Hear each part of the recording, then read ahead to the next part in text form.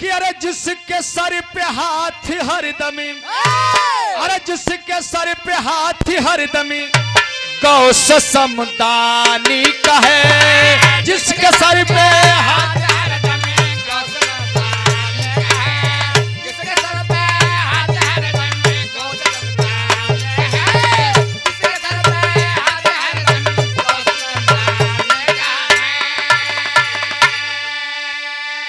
अरे जिसके सर पे हाथ हरदमी गौ समदानी का है, अरे गौ समदानी का है।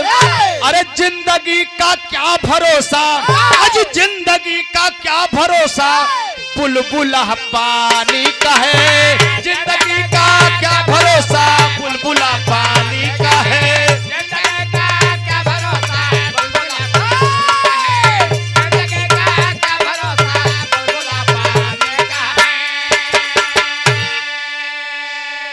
लेकिन भाव में लिखलन कभी का लिखलन, अरे वक्त के सर से गुजरना, ए पंचो वक्त के सर से गुजरना आदमी की शान है, वक्त के सर से गुजरना आदमी की शान है।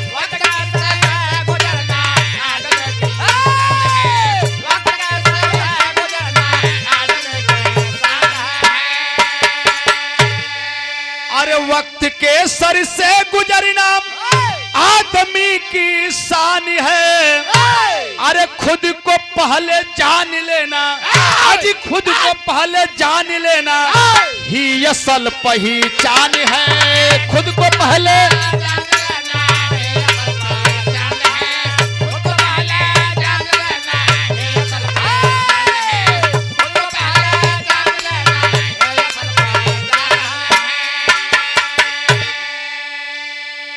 खुद को पहले जान ही लेना ही असल पहचान है। देखे हुआ क्या शहर के लाइन में कहना मास्टर साहब का,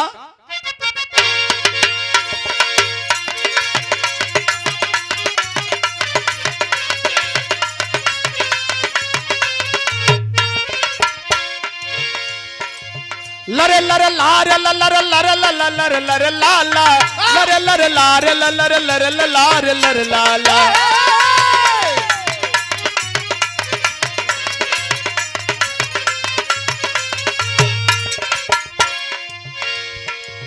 भंवर गुलजार करके छिप गए थे फूलों में, भंवर गुलजार करके छिप गए थे फूलों में, भास्कर भूल गए भाव के वसूलों में।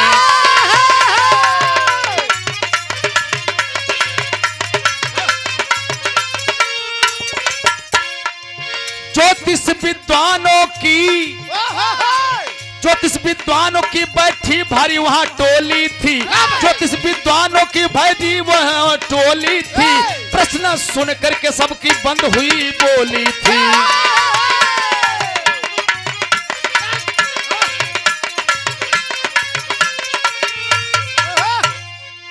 भूप हैरान हुए कक्ष हुआ खाली है, भूप हैरान हुए कक्ष हुआ खाली है। बैठा एक वृद्ध तब बजा के बोला ताली है।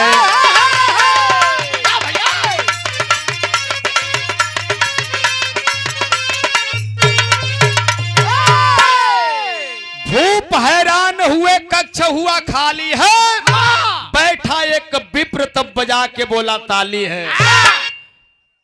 राजा सवाल कहना कि हम कैसे राजा बनली। राजा का बात सुन के सवाल सुन के कुछ ऋषि महर्षि पीछे से धीरे धीरे कहना भैया हमारे पेशाब लगल है, क्योंकि मैदान लग गई। और ये पुरस्कार बड़े भैया श्री राधे श्याम यादव जी आपके कुमलकर से बहुत सा सम्मान प्यार भरा पुरस्कार आया। बड़े भैया को मैं बहुत बहुत प्रणाम करता हूँ, साधुवाद करता हूँ, जय भीम।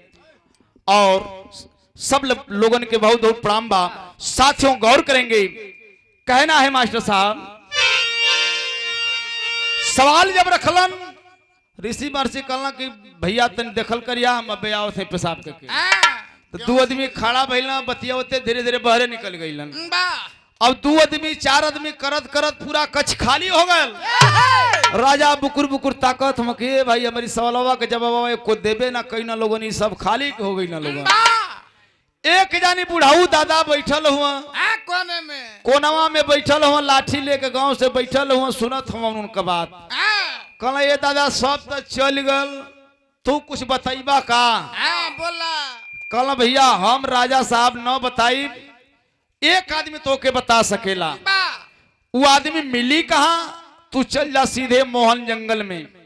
मोहन जंगल में चल जाइबा वही जगह वृद्ध आदमी बैठल हुवन। भैया तनी से बैठी।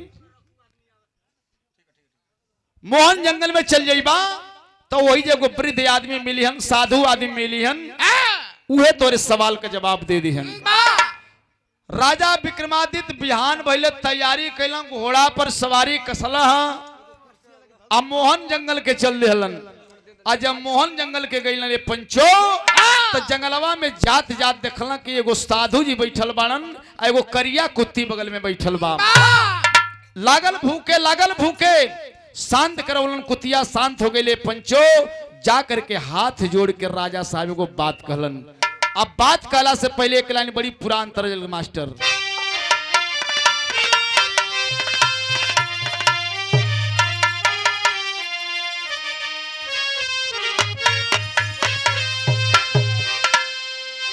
पुरान गीत जरूर बा चाचा दादा काका लोग बैठल बाड़न अगल बगल। ये तोहन लोगन के जमाने के गीत छिया। कोनो मेहरारू राती का कोहना गई तो आइन मौका पर जब कोहना जाला आदमी तो बड़ा फजियत न होला। कैसे अब जानते हवा राती का बात है। अब कोहना गई मेहरारू तो मरद अब परेशान बा कि दादा के मनाई कैसे। यही पर एगो बात हमके याद पड़ गई। एगो मर्दे मेहरारू में झगड़ा हो गई। मर्दे मेहरारू में तनी दीने के जनते हुआ झगड़ा हो गई कुछ खैले पियले खाती लेके गेहूं सींचे खाते हैं। और जब झगड़ा हो गई तो मर्दा कलश की देख असले बाप का बेटा है तो तुझसे बोलो नहीं। तब मेहरुआ कर हाँ हो बड़ा हम हूँ असले बाप का बेटी है तो तुझसे बोलम नहीं। अरे तू हमसे बोली हाँ। मेहरुआ के जब ताव दखलस मर्दा कलश के रे बाप जब ये मेहरारू हो के हम के तरह कहत बात हम हूँ इससे बोलब नहीं है बोलब। मूड में गड़बड़ा गल मर्दे का आज जब मूड गड़बड़ा गल ते पंचो चल गल मरद झगड़ा क के बाजारे में। जैसे मान ला गहना चट्टी है चल गल बाजारे में दिन भर घुमलस छोला पकौड़ी खैलस खात खात साझी के एक आदमी मिल गए संगतिया कला ये भैया बड़ा उदास लगता रहो चला पिपरे के नीचे मेडिकलवा की है चला ले गई दुई ठे बंटी बबली लिहला पकौड़ी आ वही पर चिखना लेके अपन मार के कई गो फिट भइनो तन झुनकाइल दे तो जब जनते हवा दारू तन मनी झुनुक जलत कल के साला मजा ना आया मजा नहीं है यार। तो एक शीशी औरी लोग ले लिहला दुई आ जब दू शीशी चढ़ गई तब एकदम आनंद में शरीर हो गई। आ तौले धीरे धीरे साँझ होखे लागल। संजोग से बरारी के मछली गिरल रहल वही बस नहीं से वही बरारी के मछली के जब देखल मरद भूला गल के साझी के मेहरारी से झगड़ा भइल है। अब बरारी के मछली देखलस तब मूड में कलस के भैया 1 किलो दे दा। 1 किलो के कई रहल जोगाड़ बस लेके फिट हो गईलन। आ एगो लैलवा अउरी थैली में धले हलन। आ लैला जब थैली में धैली हलन लेके जब पहुंचल घरे एक और बरसाती में मछली झुलौले हवा एक और थैली में लैला ले ले हवा। आ जब देखला के घरे नकचा गल बस सर तने उजू सिसिया रहल बिना पानी के खोल के गटर गटर मार दिहला मार के फिट हो गईला। जब घरे गईला तो कहला कि दादा ई त मामला बिगड़ गया 3 गो हो गई। सवेरे का झगड़ा कैले मेहराज से कहले कि बोले के हइये न खी मछरिया बनाई के मामला तो बिगड़ गले। अब का होई अब सोचत विचार बना कि साला ई 200 को मछली ले ले बानी ई तो जियाने हो जाई। संगे मसालो ले ले बाना लेके पहुंचलन कहला के सुनत हो तो काहे के मेहरारू बोले जा तो इहो कहत बा कि ना केहू से बोला चाली ना केहू से केहू ना केहू से बोला चाली ना केहू से केहू अब मछली ले आइल बाटी बना देत केहू। मेहरारू सोचल कि जाए तो मर्द मानुष के जात हुआ मटकम के आइल बड़ा दिन भर तनी मेहनत कैला झगड़ा करके गइल त का करी के गइल मछली ले मछली ले आए बने तनी बनाई दिन तो ठीक रही। मेहरारू बेचारी अपन काट उठ के मछली बनौलस आज बना के तैयार कैलस तो ई खटिया पे सुतल बड़ा वंचाना और मुड़ी कैले हम जोर गोड़ मुड़ीवारी और गोड़ कैले हम तभी दूरवे से बोले थे कि ना केहू से बोला चाली ना केहू से केहू ना केहू से बोला चाली ना केहू से केहू मछली बनौले बानी खा ले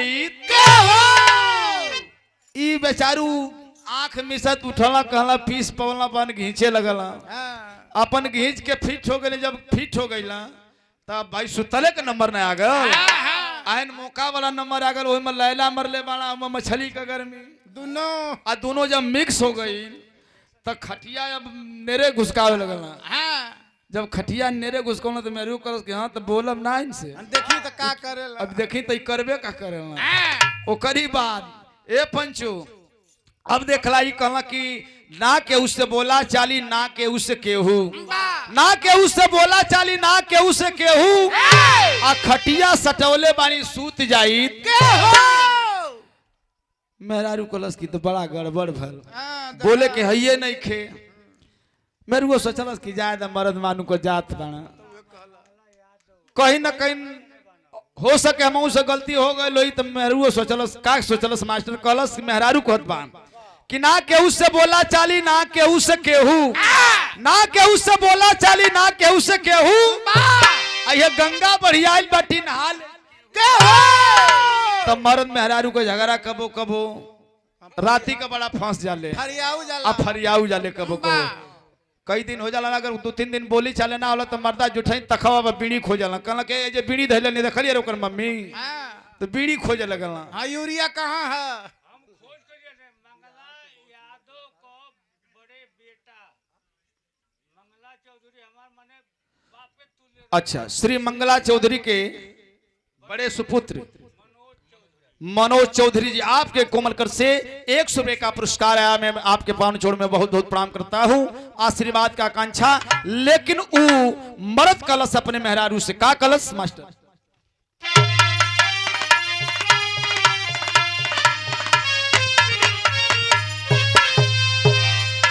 कि अरे कैसे कहे मनाई हो गुजरिया रूठली रात में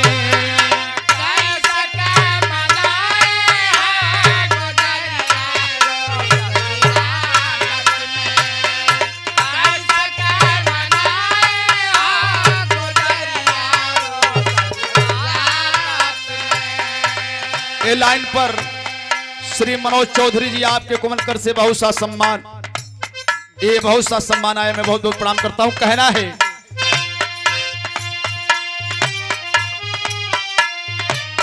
द्वारे खड़ा भिखारिया हो पुजरिया बाबा बोलिदा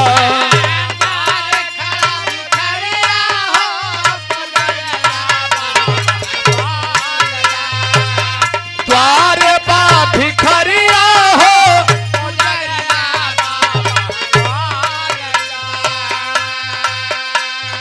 हाथ जोड़ले हुआ विक्रमादित्य राजा साधु जी के सामने की भिखारी बन के हम तो से सवाल पूछत हैं। हम विक्रमादित्य राजा हैं लेकिन वो जो साधु जी रहले इतना कमजोरी मार देले रहल कि सगुरी नस झुरा गई एकदम हड्डियां लौकत है आंख धंस गई है आंख बंद हो गई है कान से सुनत बड़न। कल महाराज बोली हम बड़ा उद्देश्य से अली हैं बड़ा सवाल लेके अली हैं का पूछत बड़न भेद बतावा साधु बाबा भेद बतावा साधु बाबा बोल भूप गुण करिया हो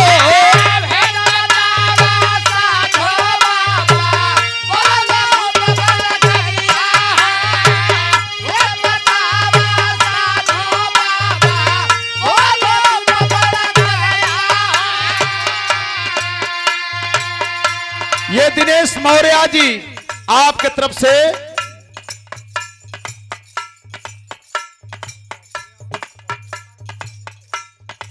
फंटासिया वाटर पार्क रतनपुरा आपके तरफ से दिनेश मौर्य जी भाई की तरफ से बहुत बहुत सा सम्मान प्यार भरा पुरस्कार। कौन बनन विक्रमादित्य राजा का कलन। अरे भेद बतावा साधु बाबा बोल भूप गुण करिया हो।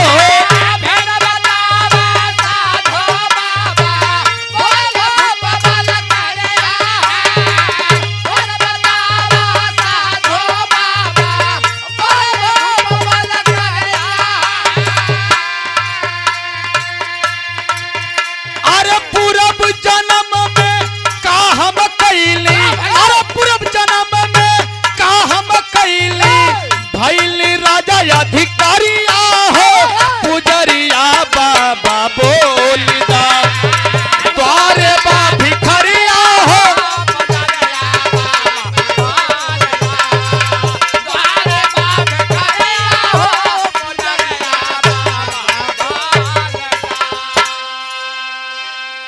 साधु जी आवाज सुनला तो दोनों हाथ लगौला आँखी पर।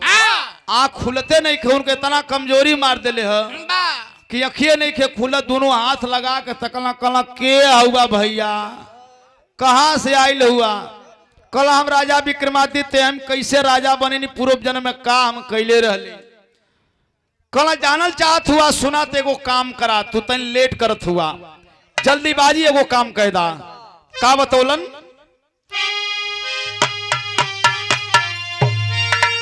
अरे छत्तीसगढ़ में चली जा राजा। अरे छत्तीसगढ़ में चली जा राजा। अरे राजा के वही दुआरिया हो।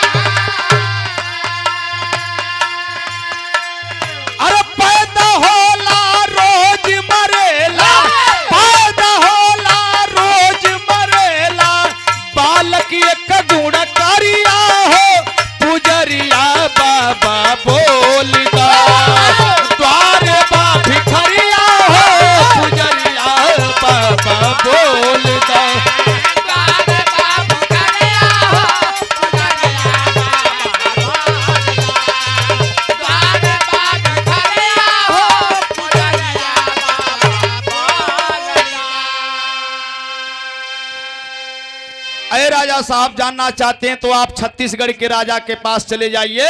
वहां उस छत्तीसगढ़ के राजा के राज्य में एक बालक ऐसा है और देखिए हमारे बीच में बहुत ही सुंदर यूट्यूब पर धमाल मचाने वाली चुलबुली गायिका है ये सरिता सरगम जी। बहुत बहुत स्वागत है इस मंच के माध्यम से हमारे बीच में उपस्थित हुई हैं अभी अभी आप लोगों। हाँ इन लोगों के पानी का। अरे पप्पू भैया बहुत बहुत सम्मान पूरी पार्टी को मैं बहुत बहुत प्रणाम करता हूँ। नहीं कोनो लेट ना है इतना तो होबे करेला जाड़ा पला का दिन है कोई ऐसा में है और है राजा कहना हो। गौर करेंगे साथियों बता रहे हैं कि आप छत्तीसगढ़ में राजा के दरवाजे पे चले जाइए। उसी राज दरबार में एक लड़का ऐसा है जो रोज पैदा होता है और रोज मर जाता है। राजा भक्त ने आंख नचावे लगला कहला के रे दादा ई कैसन लड़का रोज पैदा होला रोज मरेला कैसन बीमारी। सोचे लगलन कहला कि जब सोचा मत लेट हो जाई तब तोरे सवाल का जवाब न मिली। देखे राजा छत्तीसगढ़ को चल देते हैं तो यहाँ एक लाइन मास्टर साहब तेरी का लाइन लगल मास्टर। ए भैया मैं खाने में तबाही आ गई। अरे राम मैं खाने में तबाही आ गई कि सुषमा साज पयोधर चली भेद यल गाने यल गाने यल गाने। सुषमा साज पयोधर चली भेद यल गाने मैं खाने में तबाही आ गई। पहुंच गए छत्तीसगढ़ में। आज जब छत्तीसगढ़ में पहुंचला तो ये बेचन उस्ताद वाली फिर गीत लगल मास्टर कैसे।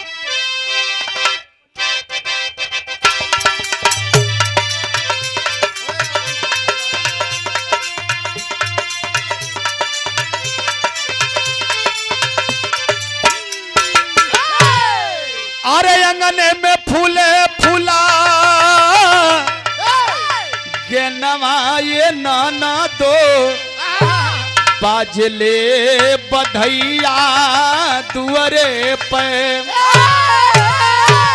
लेकिन भैल का मास्टर साहब अरे छत्तीसगढ़ी जाय देखे लागे राजा ज्ञानिया।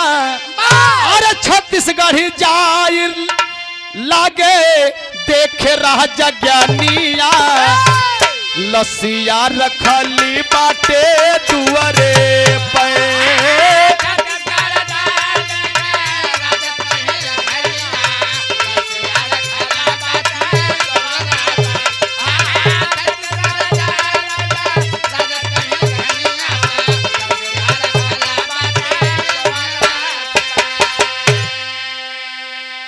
राजा छत्तीसगढ़ के राजा के दरवाजे पर भीड़ लगी है।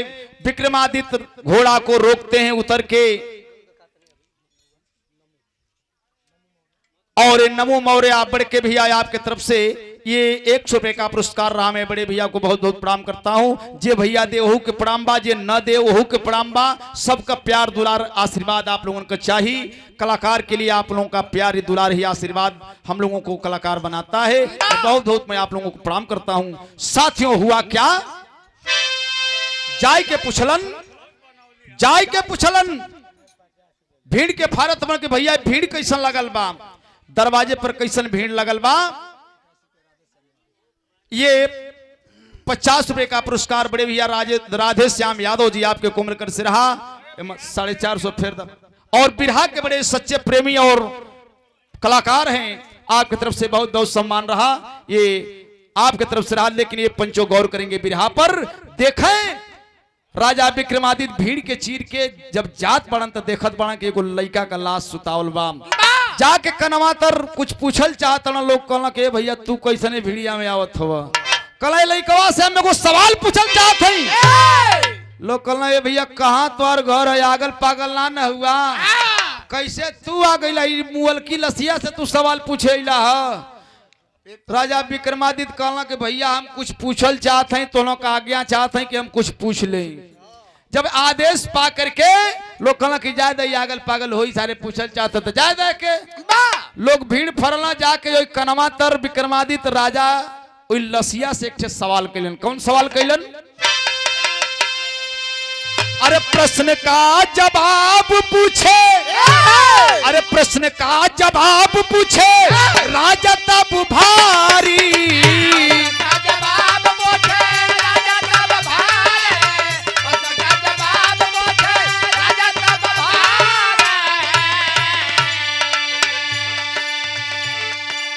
और हमारी बड़ी भाभी श्री जिनका यहाँ मायका है, जिनकी माता जी की याद अंत्येष्टि क्रिया है, धर्मेंद्र बाबू की मम्मी हमारे मौसी है। भाई भाई गलती हो जाए चला मम्मी माँ ये मौसी के होले फर्क नहीं होला। ये धर्मेंद्र बाबू का मौसी आपके तरफ से रहल, भाभी जी की तरफ से कोमलकर से 100 रुपए का पुरस्कार मैं बहुत बहुत प्रणाम करता हूँ। आशीर्वाद की आकांक्षा। ये हमारे धर्मेंद्र बाबू के मौसा श्री बड़के जाना हमने कहा आप साड़ू भाई लगिला इन्हों को बड़ भाई साड़ू भाई बनल भैया की तरफ से बहुत बहुत सम्मान प्यार भरा पुरस्कार, जिनके सास जी की आज अंत्येष्टि क्रिया है। बहुत बहुत सम्मान करता हूँ। प्रश्न का जवाब पूछे, प्रश्न का जवाब पूछे राजा तब भारी।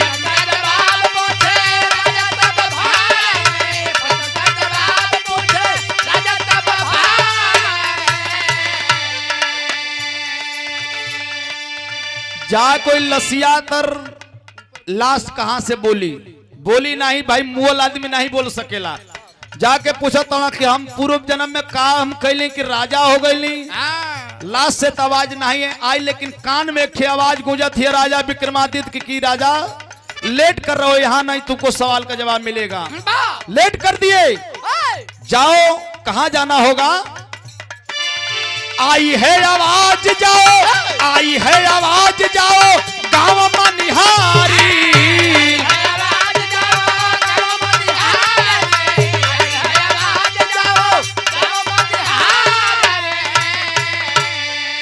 अरे भेदवा बतैहा हीरा धोबी के दुल्हिया अरे भेदवा बतैहा हीरा धोबी के दुल्हिया त लसिया रखली बाटे दुअरे पर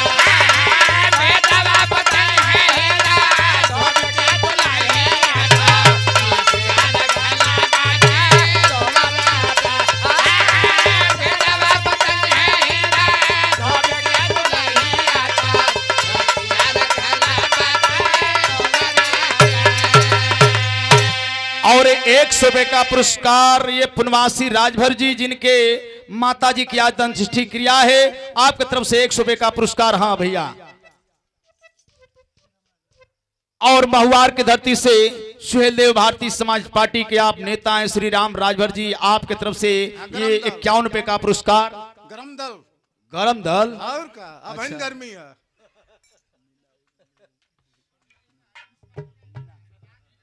और ये मीना देवी हमारी ये बूढ़ी माताजी की नतनी है आपके कोमलकर से ये बहुत 100 रुपए का पुरस्कार रहा। मैं बहुत बहुत साधुवाद देता हूं आशीर्वाद की आकांक्षा रहेगी सब भी इनके प्रणाम बा।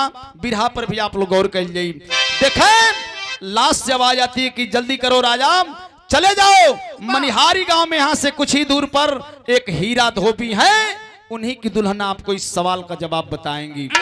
देखें राजा उस लाश के पास से हटते हैं और घोड़े पर सवार होकर के बाबू जब कैलन का यहाँ भाव बदल गए। मास्टर साहब गीत के लाइन बदल गए। आहा सरिता हो बेचन ओस्ताज का और गीता त्यागी का विराह हो जैसे हमन छोटवर रहली जा कत्ती कत्ती अब हाथे से नाप के बताओ जा। अरे तब लेकिन गाँव है कहा गाँव है मास्टर कि अरे कहवा कखायर चुनावा अरे कहवा का पान कहवा कटी कूली अरे कहवा कटी कूली लीला रवा मारे हो जान कहवा कटी कूली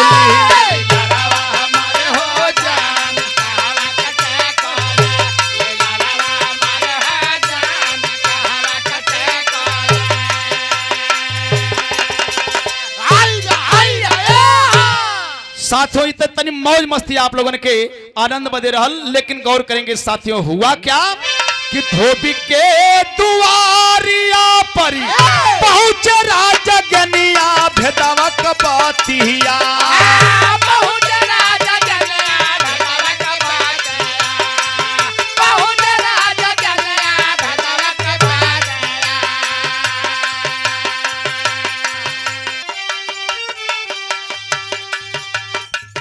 धोबी के दुआरिया पर पहुंचे राजा गनिया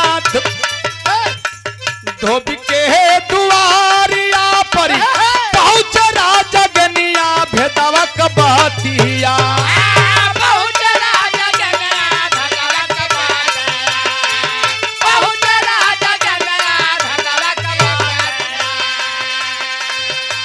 पूछे पूरब जन्म हाल भेदावा कबातिया पूछे पूरब जन्म हाल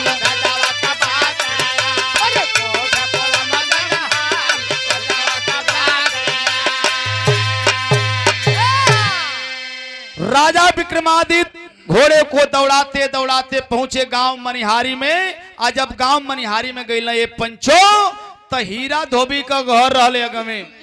आज जब हीरा धोबी की घरे गईला तब कहला के भैया हीरा भैया का घर यही में बा। लोग बतौला के उहे अगवा वाली जो मड़ैया लौकतिया उहे बस उन्हीं का घर है। राजा विक्रमादित्य घोड़ा ठमकौला जाके सिकड़ी बजौला भैया ये घर में केहू बाटे। जब ये घर में बाटे कहलन तो आवाज आइल तो घर में से हीरा धोबी बहरे अइलन। कहला भैया हम ही हीरा धोबी हैं। कहला हीरा धोबी हो तो तोर मलिकाइन काइन से तनी भेंट कर चाहत है। धोबिया कल के साला ई तो बड़ा गड़बड़ बा। गड़बड़ आदमी लगा ये हम घर का मालिक है हमसे कुछ बोलते पूछत नहीं कि हमारे मेहरारू के पूछत है कहीं नहीं हरे एक ना ने करी है। कहले भैया तू कैसे आ गईला तू तोहार कहाँ घर है। कौने कारण से अइला हो? राजा विक्रमादित्य कहला के भैया हमार नाम राजा विक्रमादित्य, हम उज्जैन का राजा हैं। और करेंगे हुआ क्या? जब कहला कि तोर मलकिन काई, कहला कि मलकिनिया तो गई नदी की घाट और गई कपड़ा धोवे। कहला तो एक काम करा कि हम खैले में बाजल हैं, जा तोर मन करे तो भेंट कैला। देखे राजा घोड़े पर सवार होते हैं और नदी के घाट के तरफ गईलन। जब नदी के तरफ घोड़ा लेकर के जात हुए पंचो, तो देखे रानी कपड़ा धोत, धोबिनिया कपड़ा धोत रहल। आ धोबिनिया जब कपड़ा धोत रहल, देखलस कि एगो राजा हमारे तरफ घोड़ा लेके आवत बा। ये कैसा पानी में से बहरा हो गई। सोचलस कि ये दादा अकेले बाणी जनी राजा कैसन आदमी आवत है यार, तलवरिया ना निकाली। अब सोचत बाड़ी। तब तक जाके घोड़ा खड़ा कर दिए और उतर के पूछते हैं कि तू ही हीरा धोबी का दुल्हन बाड़ू? हीरा धोबी का दुल्हन बतौली कि हाँ हम नहीं का मलकिन बानी। बोली रउआ का घर कहाँ बा, परिचय कहाँ बा, कैसे आ पैली हैं बतावत बाड़न। आ का बतौलन? कहले कि एगो सवाल खातिर तोरे के आले बानी, हम राजा विक्रमादित्य हई। का सवाल केले मास्टर?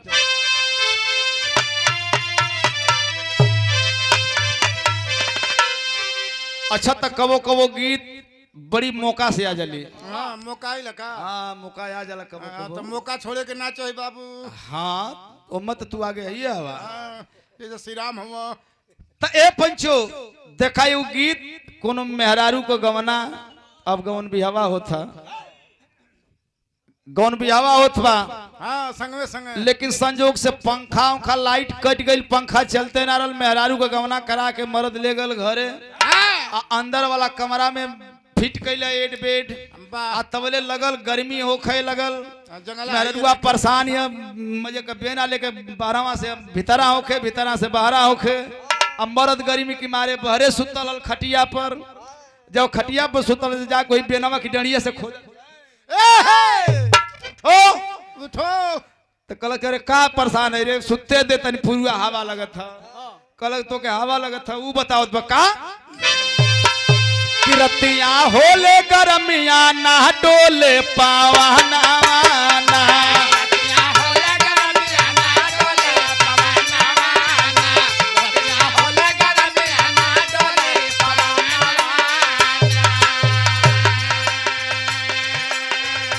एक तह गरमी के मारे सैया सूते लहो दुआरे।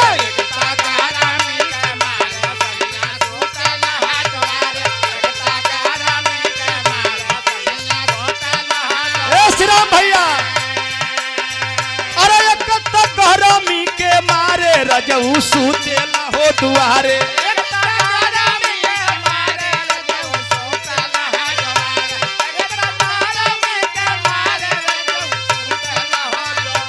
ए सरिता हमके सासा न दिया,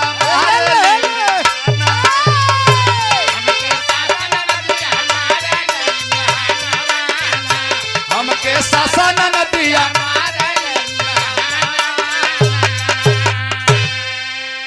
लेकिन धोबिनिया बतावत बाम राजा सवाल कैलन कि बतावा कि हम पूर्व जन्म में कौन कर्तव्य कैले कि हम राजा बनल हैं।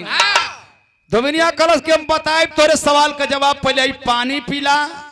कल नहीं पानी तो न पियब, पियास हमारे मेट गेल। कल जब पानी ना पियबा तो हम तो के भेद न बताई।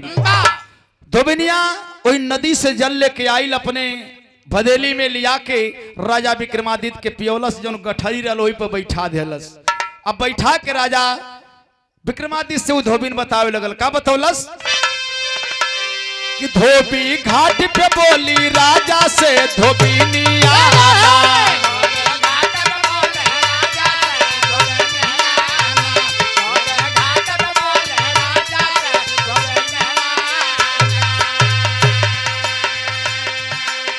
ए राजा जानल चाहत हुआ ना कि तू कैसे राजा भैला हो, तो सुन ला कि सोना पूरब जन्म के हाल सोना।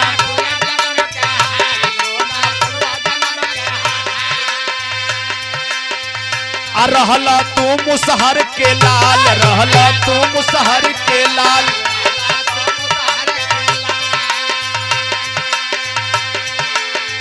त प्यार से माई बाबू कैले अब पालानिया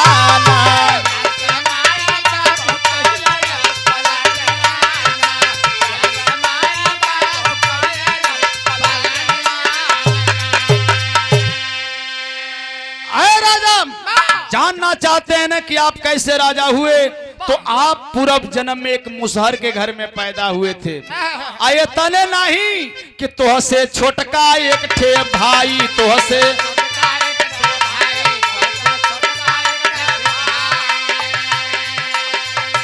तोह से कहीं बात समझाई, तोह से कहीं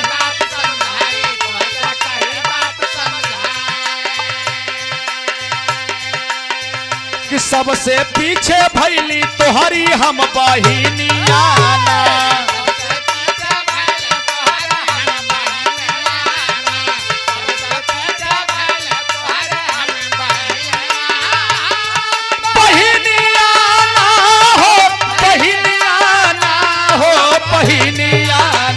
तो से पीछे भैली छोटकी हम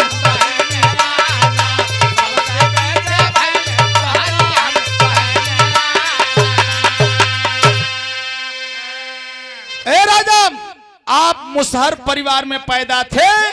हमन का 5 परिवार का 5 सदस्य का एगो परिवार रहल। ओमा माई बाबूजी रहलन, आ तू सबसे बड़ लड़का रहला, ओकरी बाद एगो छोट भाई रहल, ओकरी सबसे छोट हम बहन रहली। एकाएक 4-5 साल तक घनघोर अकाल पड़ गया, बारिश का एक बूंद ना भइल। आ जब बारिश नहीं भइल तो पूरे राज्य में अकाल पड़ गल। खैले खैले के लोग मरे लगल, अनाज पैदा ही नहीं भइल। जब अनाज पैदा ना भयल तो खैले खैले के लोग मरे लगलन। वही बीच में राजा साहब देखे, वही मुसहर के परिवार में हमन का जीवन कटत रहल। इतने नहीं, धीरे धीरे समय जब बीते लागल तो एक दिन माई कहीं से गईल, तब पा भरे आटा मांग के लेके आईल। एक पाव आटा मांग के लेके आईल। आज जब घरमा लेके आइले भैया, तो देखा भैल का रोटी लगौलस, एगो छोट से लिट्टी लगौलस, आ नमक एगो टुकड़ा कूच के नमक और एगो मरचा का टुकड़ा कूच के चटनी बनौलस। आ जब चटनी बना के हमन का खाए बदे बैठनी जा, तब ले वही समय एगो घटना घट गई। वो कौन घटना घटल मास्टर साहब? गीत का लाइन बदल गई।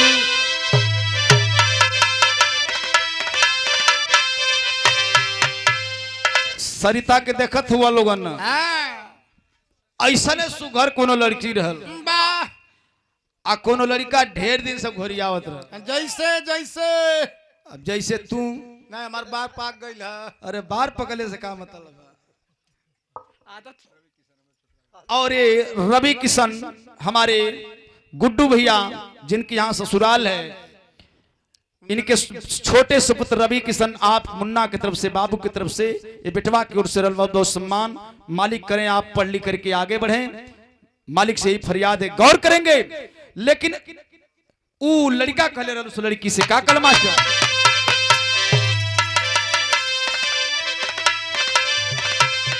कि गोरिया रे, अरे गोरिया रे बिजुलिया कहाँ गिरी, गोरिया रे बिजुलिया कहाँ गिरी।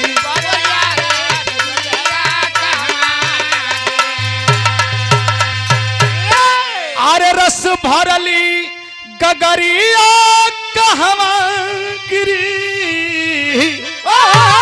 अरे गोरिया रे बिजुलिया कहाँ गिरी, गोरिया रे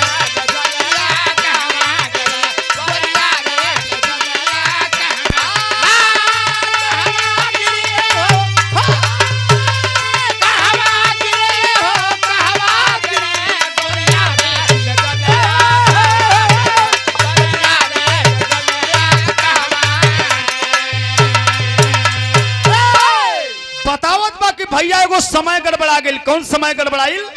कि भैया हो, अरे भैया हो समैया बजरी भैल, भैया हो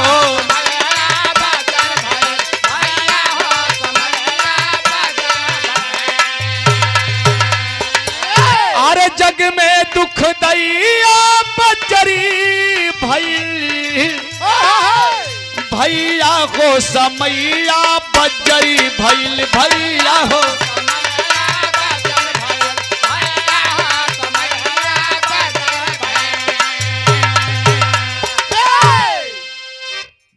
बतौलस कि अकाल पड़ला जब रोटी बना के माई व्यवस्था कैलस बा, जब व्यवस्था कैले रहल ए भैया वही समय वो बात बिगड़ गई। तन से फिर गीत का लाइन बदल गई मास्टर।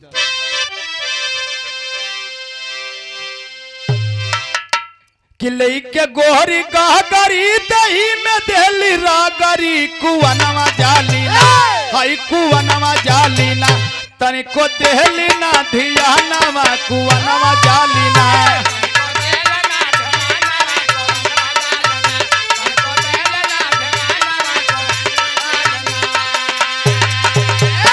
कि भोगे संसारी अपने अरे कर्म के गतिया बतिया बिगड़ी गईली ना बतिया बाउर भैली ना तहिया मारी गईली मतिया बतिया बाउर भैली ना।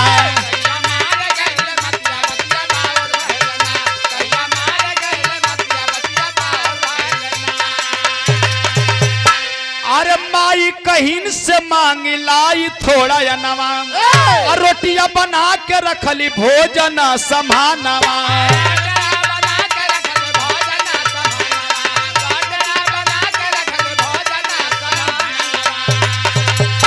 अरे तबला भिख मंगाएगो अरे तबला भिख मंगाएगो अरे आ गईला संगतिया बतिया बाउर भैलीना बतिया बाउर भैलीना सबका मारी गईली मतिया बतिया बाउर भैलीना।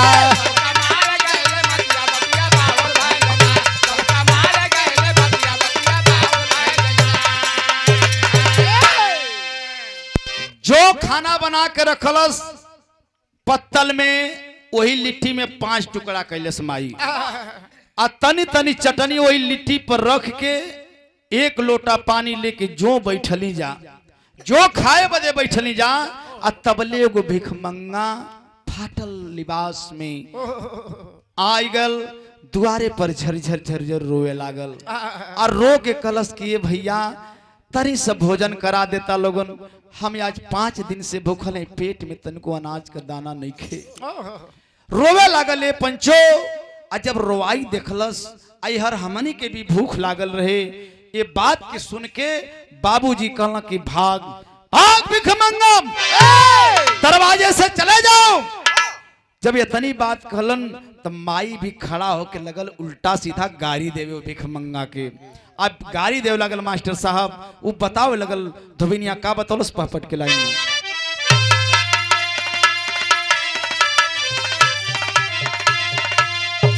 अरे वही दिन हो गईली समैया अरे वही दिन बाउर तब हो गईली समैया हमारे भैया हो।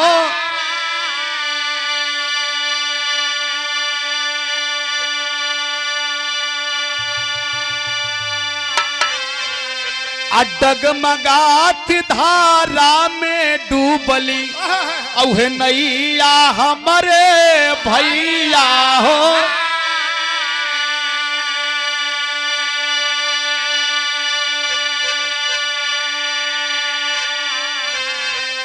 अरे बाबूजी भिखमंगा कही के द्वारे से फटका रहे हो।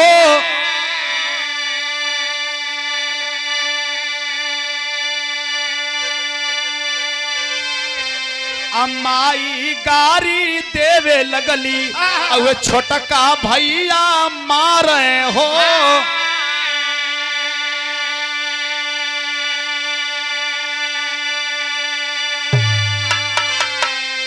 अरे क्रोध में भैया कहली हम वही समैया भैया भैया हो।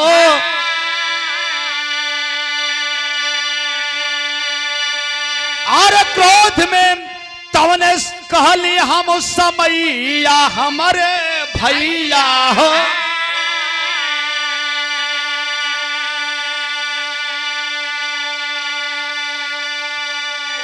गंदा कतही खा लेते जाके मुदैया हमारे भैया हो।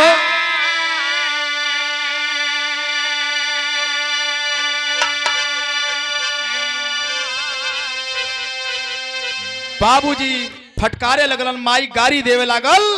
आये तने में हमारी मुंह से निकल गल के रे नीच कमीना, आज हमारे दरवाजे पर आ गईले, हम जाके कहीं गंदा खा लेते। डांट के हम भगावे लगनी, तब्बो भिखमंगा ना गले भैया, इतना भुखाई लल कि तब्बो ना गल, दुआरी पर से हटते नहीं खे। अब तने में जो छोटका भयवा रहल उठ के गयल, और बहिया ईंट के चढ़ा के 2-3 केहुनी मार दिहलस। एक तो 5 दिन का भूखायल, ऊपर से मार खिलत धड़ाम से गिर गल। आज जब भिखमंगा गिर गल, भैया हो तो ये दृश्य के बैठ के देखत रहला, पूरा रोटी उठौला और जाके वो भिखमंगा के गले से लगा लेहला। और लगा के कैला का बतावत बाबू धोबी ने अपने राजा साहब से का बतौलस।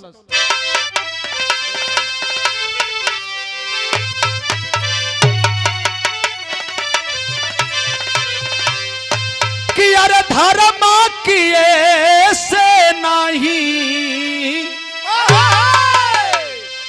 अरे धनवा घटेला, अकिए धर्मवा से घट जाला ईमान।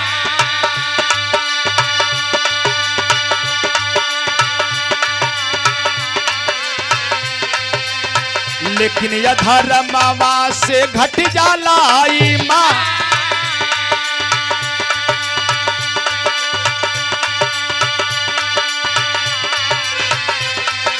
अरे बाबू भिखमंगा कह के दुआरा से फटकारे,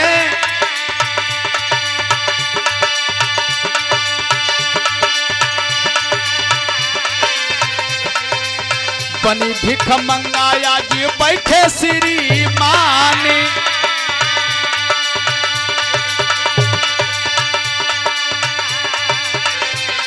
अरे माई माई जबन दुआरा से उनका के भगवली,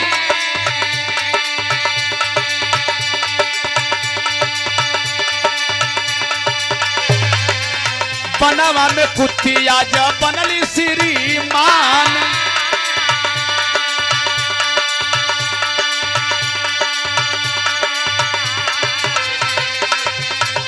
अरे छोटका भैया जवन मरले रहले उनके मरिया,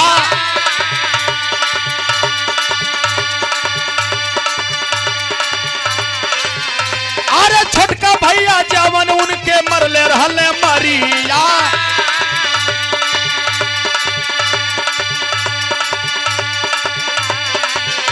अरे नरक के भोगवा भोगेला श्रीमान।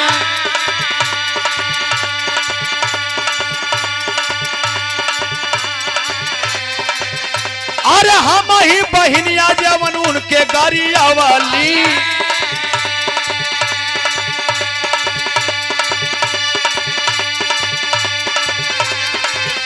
अरे हम ही बहिनिया जवन रहली गरिया वाली।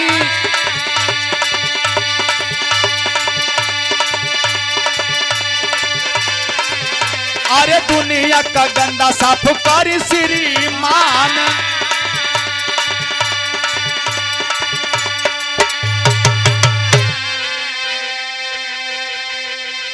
जवन बाबूजी वो भिखमंगा कह के भगौले रहलन, उहे आज जंगलवा में भिखमंगा साधु बन के बैठल हुआ। जवन माई करियौले रहल, उहे माई आज कुत्ती बन के वही बनवा में बैठल रहलू, साधु जी के बगलिया में देखले हुई बा। इतने नहीं, जहाँ छत्तीसगढ़ में गई रहला, जौन लड़कवा रोज मरेला रोज जिएला, वो भिखमंगा के मार दिहले रहल खात में खाना खातिर। तो वही भिखमंगा के नरक हो गए, रोज वही इर्द गिर्द में केहू केहू की घर में पैदा होला, रोज मर जाला, रोज नरक लोग भोगेला। और अनिल राजभर जी हमारे गुड्डू भैया के मौसी के लड़के हैं, आप महुआर से ही जमदरा से, आपके तरफ से बहुत बहुत सम्मान, भैया को बहुत बहुत प्रणाम है, नमस्ते प्रणाम बाम। देखें हम उहे बहन हैं जो न कहनी कि जाके कहीं गंदा खा लेते, आज धोबिन बन के दुनिया का गंदा साफ करत हैं। यही कर्म का भोगबा, लेकिन तू राजा कैसे हो गईला। देखें आखिरी भाव में वही धोबिनिया बतावत बा मास्टर साहब का बतौलस।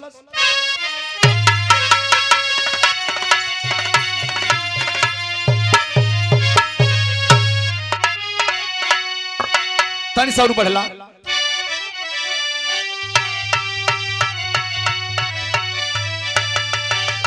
अरे स्वागत में हिमालय, अरे स्वागत में हिमालय काही लली बात चोटिया। अरे तो राजा हो गईला राजा नवाखिया के रोटिया।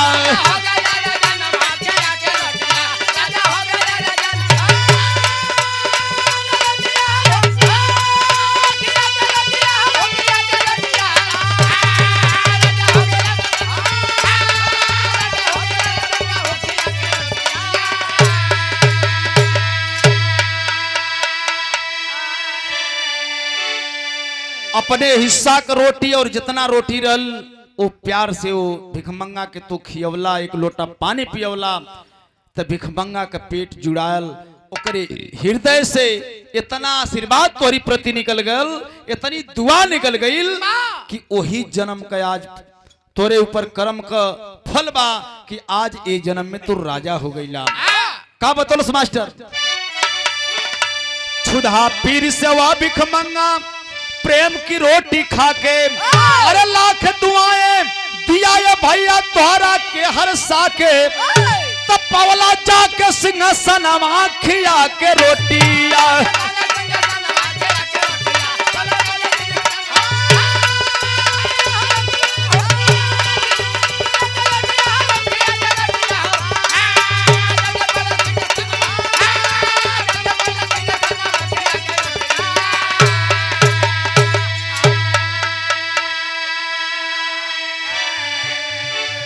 आज उसी कर्म का फल है कि आप राजा बने हैं। जब विक्रमादित्य बात को जानते हैं तो साथियों वो बुढ़ऊ दादा के धलेलन, वो कुत्ती के धलेलन, इतने ना धोबनिया के भी अपने राज में बुला करके सम्मान देने का काम किया और अपने राज में स्थान दिए और सम्मान के साथ अपने राजमहल में रखने का काम किए जब तक राजा विक्रमादित्य जिंदा थे।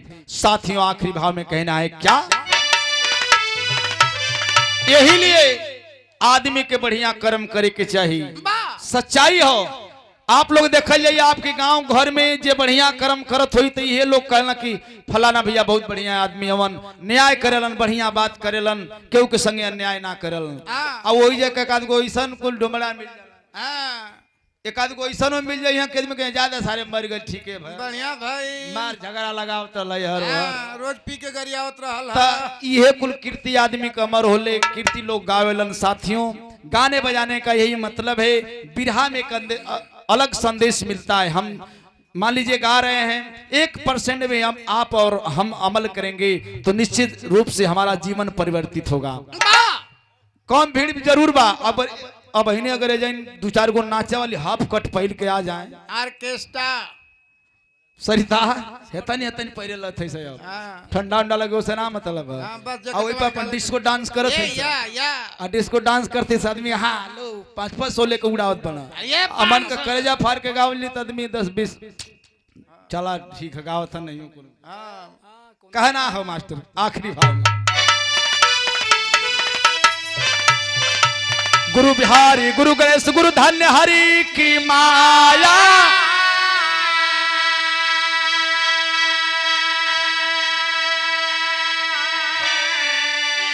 अरे स्वर्ग बसे चंद्रिका कभी कहीं धूप कहीं छाया हो।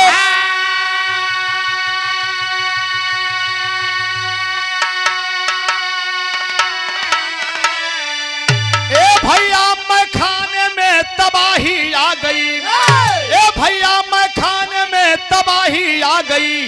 रामदेव विजय बहादुर गाते तरह तराने मैं